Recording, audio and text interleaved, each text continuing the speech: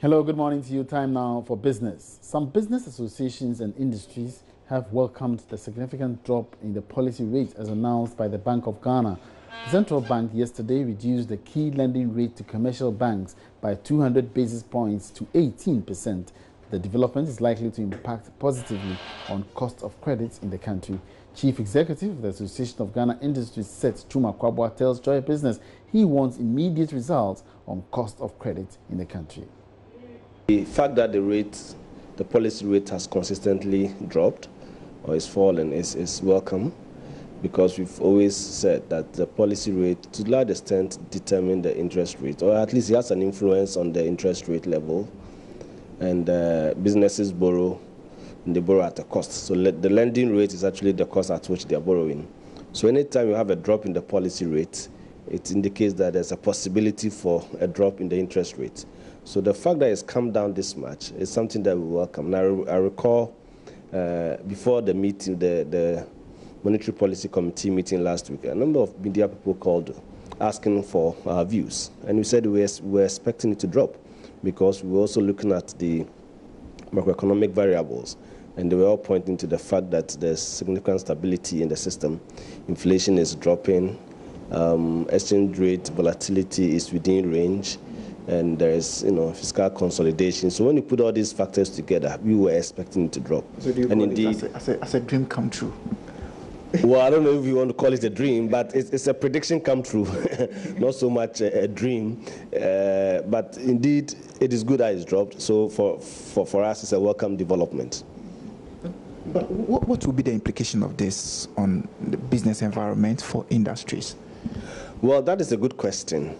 We've had consistent fall in the policy rate, and as I said, when there's a fall in the policy rate, your expectation is that it will also lead to a fall in the lending rates. Unfortunately, the lending rates are not falling proportionate to the fall in the policy rate, and that is a bit of a concern to us. So today, even if you've had the policy rate dropping so much, it is not reflecting so much in the market, and that is what we ultimately want to see. And definitely it is positive. The fact that it's not going up and it's not even being maintained and it's dropping. Meanwhile, Head of Economics Department at the University of Ghana, Professor Peter Kotey, has hailed the Monetary Policy Committee's reduction in the policy rate as timely. Commenting on the significant reduction of the rate in an interview with Joy Business, Professor Kotey noted it is an indication the macroeconomic indicators are picking up. Quite significant, the reduction, and it ties in very well with government policy of stimulating the private sector. Once the cost of credit is reduced, it will help the private sector invest more, produce more, and employ more people. So for me, the reduction is quite timely. Timely in the sense that if you look at the macro fundamentals, growth momentum has peaked.